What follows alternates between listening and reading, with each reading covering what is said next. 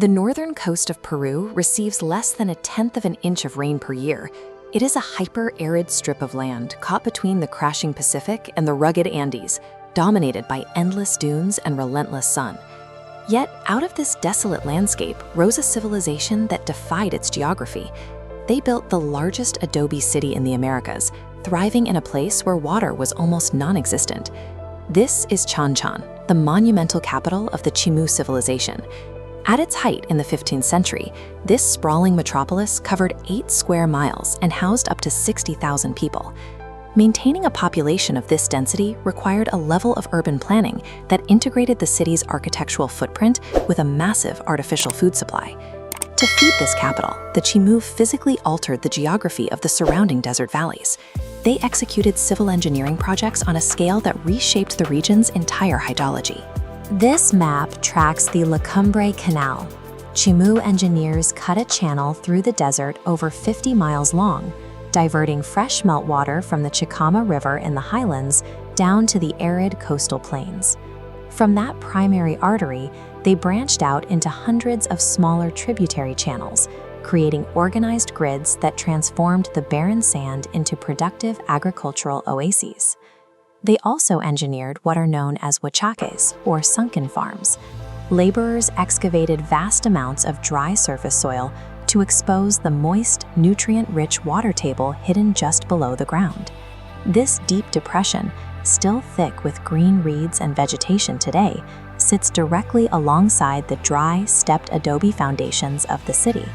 State bureaucrats used this agricultural surplus to fund massive labor projects, providing food and maize beer to the workers who maintained the very canals they relied on. This cycle of resource distribution allowed the king to demand labor as tribute, turning a biological necessity into a tool of absolute political control. Inside the city, that power took physical form. The monumental core of Chanchan consists of 9 massive palace compounds called ciudadelas.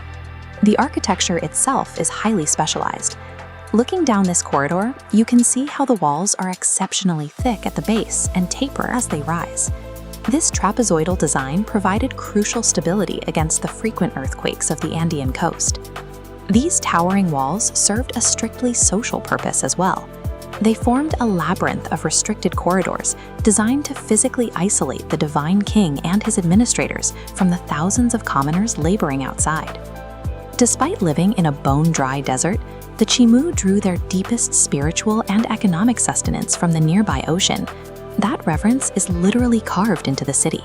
Across the adobe surfaces, continuous low-relief friezes depict steppe fret waves, diving seabirds, and schools of fish. Chanchan's architecture was a multi-tool. It functioned as a defensive fortress, a mechanism for rigid social hierarchy, and a lasting monument to the marine resources that kept them alive. Tucked within specific sectors of these walls lived a highly specialized class of artisans, working full-time to mass-produce luxury goods for the state. Their potters developed a sophisticated reduction firing technique. By firing their clay in closed kilns, they starved the fire of oxygen, forcing it to draw oxygen directly from the chemical compounds in the clay itself.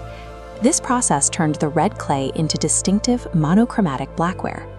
The pieces were heavily burnished to a metallic sheen, often molded into striking animal forms.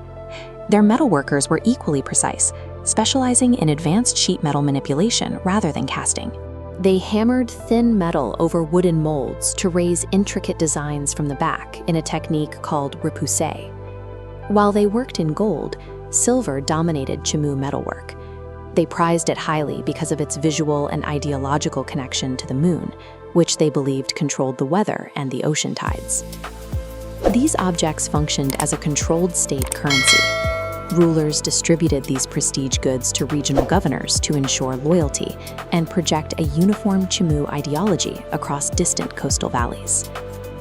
This map illustrates the zenith of Chimú power, a 600-mile stretch of Pacific coast. But simultaneously, the Inca Empire expanded westward from the highlands, bringing 2 massive states into direct competition. When diplomacy failed over control of the inland city of Cajamarca, the territorial friction ignited into a full-scale military conflict. The Chimú found themselves trapped by their own geography. The hyper-arid desert oasis that concentrated their wealth also created an unmoving bottleneck they couldn't escape. Historical accounts suggest the Incas targeted the one vulnerability of Chanchan. They bypassed the towering adobe walls entirely, marching instead on the fragile aqueducts feeding the capital. By severing the water supply, the Incas forced the desert city into submission. While the archaeological record leaves this exact tactic unconfirmed, it is a poetically tragic end for a civilization entirely dependent on artificial water management. In the aftermath of the defeat around 1470, the Incas captured the Chimú ruler and forcibly relocated thousands of Chanchan's master artisans to the Inca capital of Cusco. These captive craftsmen were put to work for their new rulers, heavily influencing the artistic and metallurgical traditions of the rapidly expanding Inca state. The Incas successfully absorbed the Chimú people into their empire. But the colossal city of mud they left behind still defies the desert today.